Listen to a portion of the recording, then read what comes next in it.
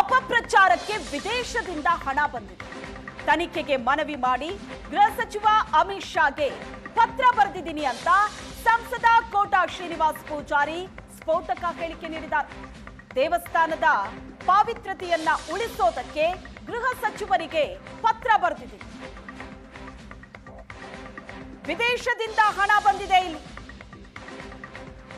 ಧರ್ಮಸ್ಥಳದ ವಿರುದ್ಧ ಅಪಪ್ರಚಾರ ಮಾಡೋದಕ್ಕೆ ಅಂತಲೇ ವಿದೇಶದಿಂದ ಹಣ ಬಂದಿದೆ.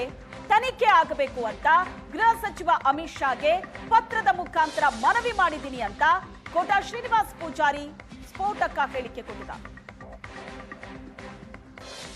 ವಿಚಾರಗಳು ಅಪಪ್ರಚಾರಗಳು ಯೂಟ್ಯೂಬ್ಗಳ ಮೂಲಕ ಪ್ರಚಾರಕ್ಕೆ ಬಂದಿರುವಂಥ ವಿಚಾರಗಳು.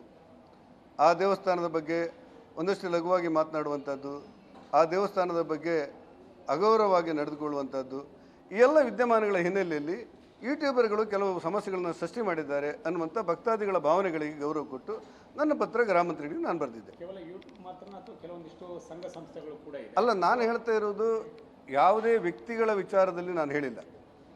ಯಾರಾದರೂ ಉದಾಹರಣೆಗೆ ಸೌಜನ್ಯ ಪ್ರಕರಣದಲ್ಲಿ ತನಿಖೆ ಆಗಬೇಕು ಅಂದವರಿಗೆ ನಾನು ಗೌರವ ಕೊಟ್ಟಿದ್ದೆ. ಸೌಜನ್ಯನ ತಂದೆ ತಾಯಿಯ ಸ್ಥಾನದಲ್ಲಿ ನಿಂತು ನೋಡಿದಾಗ ಹೆಣ್ಮಗಳಿಗಾಗಿರುವಂಥ ಅನ್ಯಾಯಕ್ಕೆ ನ್ಯಾಯ ದೊರಕಬೇಕು. ಅದಕ್ಕೆ ಸರ್ಕಾರ ಆಗಲಿ, ನ್ಯಾಯಾಂಗ ಆಗಲಿ, ಕಾರ್ಯಾಂಗ ಆಗಲಿ, ಶಾಸಕಾಂಗ ಆಗಲಿ ಎಲ್ಲವೂ ಕೂಡ ಒಟ್ಟಾಗಿ ಅವಳಿಗೆ ನ್ಯಾಯ ಕೊಡಬೇಕಾದದ್ದು ಸರಿ ಇದೆ ನನ್ನ ಭಾವನೆಗಳು. ಅದಕ್ಕೋಸ್ಕರ ಒತ್ತಾಯ ಮಾಡಿದೆ.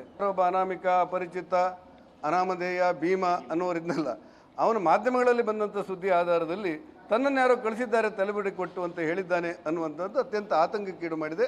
ಅದರ ಹಿನ್ನೆಲೆಯಲ್ಲಿ ಕೂಡ ಧರ್ಮಸ್ಥಳವನ್ನು ಗುರಿಯಾಗಿಟ್ಟುಕೊಂಡು, ಮಂಜುನಾಥನ್ನು ಗುರಿಯಾಗಿಟ್ಟುಕೊಂಡು ಮಾಡಿರುವಂಥ ತಂತ್ರವೇನೋ ಅನ್ನುವಂಥ ಭಾವನೆಗಳು ಜನಸಾಮಾನ್ಯರಲ್ಲಿ, ಅದರಲ್ಲೂ ಭಕ್ತಾದಿಗಳಿಗೆ ಬರಲಿಕ್ಕೆ ಕಾರಣೀಭೂತ ಆಗಿದೆ. ಆ